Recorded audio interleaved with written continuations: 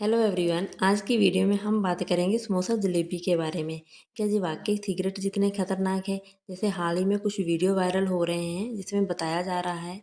स्वास्थ्य मंत्रालय के द्वारा चेतावनी दी गई है, कुछ स्थानों पर ऑयल एंड शुगर बोर्ड लगाने की बात चल रही है। जैसे इन स्नैक्स में छिपा हुआ शुगर की मात्रा, फैट का हमें पता चल सके, पहले हम उस बोर्ड को देखेंगे। उसके बाद हम अपने खाद्य पदार्थ का चुनाव करेंगे कि हमें खाना चाहिए या नहीं। जैसे सिगरेट के ऊपर पहले से चेतावनी होती है। अगर समोसा जलेबी को हम कभी कभार लेते हैं एज अ ट्रीट तो ये हानिकारक नहीं है, लेकिन अगर हम इसका डेली यूज़ करते हैं, ज़्यादा मात्रा में यूज़ करते हैं, तो जो वाकई हमारे लिए खतरनाक है। इसलिए इसके बोर्ड लगे होने बहुत ज़रूरी है कि इसमें किस तरह का ऑयल, फैट, शुगर यूज़ हो रहा है। लेकिन बीबीसी न्यूज़ ने इस बात को गलत बताया है कि सरकार के द्वारा से ऐसी कोई भी चेतावनी, ऐसा कोई भी मैसेज नहीं दिया गया। अब सवाल ये उठता है, न्यूज़ चाहे सही हो या गलत हो, इससे फ़र्क नहीं पड़ता। हमें खुद सोचना चाहिए, समोसा जलेबी अगर हम डेली खाते हैं तो हमारे लिए खतरनाक क्यों है, इस बात को समझना बहुत ज़रूरी है। जिस तेल में जलेबी, समोसा फ्राई किए जाते हैं उस तेल को एक बार यूज़ नहीं किया जाता, बल्कि एक ही तेल को बार बार यूज़ किया जाता है। जब दिन में 4-5 बार एक ही तेल को बार बार गर्म किया जाता है और उसी में फ्राई किया जाता है, तो गर्म करने से उसमें एक जहरीला एक्रिलामाइड रसायन बन जाता है। ये एक ऐसा टॉक्सिन है, यह एक ऐसा टॉक्सिन है जो ज़्यादा तापमान पर तली चीज़ों में बनता है, जैसे आलू और मैदा की चीज़ों में।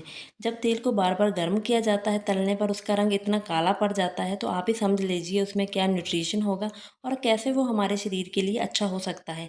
बल्कि उसमें इतना ऑक्सीडेशन, ट्रांसफेट एंड रेडिकल्स बन जाते हैं जो डायरेक्टली हमारे इम्यून सिस्टम पर अटैक करते हैं। इम्यून सिस्टम हमारे शरीर की मेन पावर है। अगर उसी पे अटैक होगा, अगर वो ही वीक होगी, तो हम कैसे स्वस्थ रह सकते हैं। हमारे लीवर पे बोझ डालता है, डाइजेशन सिस्टम को स्लो करता है। 10 रुपये का समोसा 10-15 घंटे के बाद पचता है, तो डाइजेस्टिव सिस्टम कितना स्लो हो जाता है। एंड फ्यूचर में डायबिटीज, पीसीओएस एंड ओबेसिटी का खतरा बढ़ जाता है। इस तरह के स्नैक्स से बच्चों पर बहुत इफेक्ट होता है, क्योंकि बच्चे हर रोज़ स्कूल कंटीन में बहुत तरह के समोसा, पकौड़ा, बर्गर खाते हैं।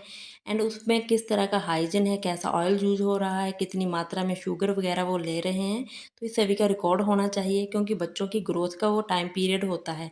अगर वो रेगुलर इस तरह का फूड खाएंगे तो उसकी ग्रोथ, मसल्स एंड उनके मेंटल स्टेटस पर बहुत तरह का इफेक्ट हो सकता है। बच्चे हों या बड़े हों, जब हम इस फूड को खाते हैं तो हमें बहुत अच्छा लगता है और हमें पता भी नहीं चलता कैसे धीरे धीरे गुड बैक्टीरिया ख़त्म होते हैं।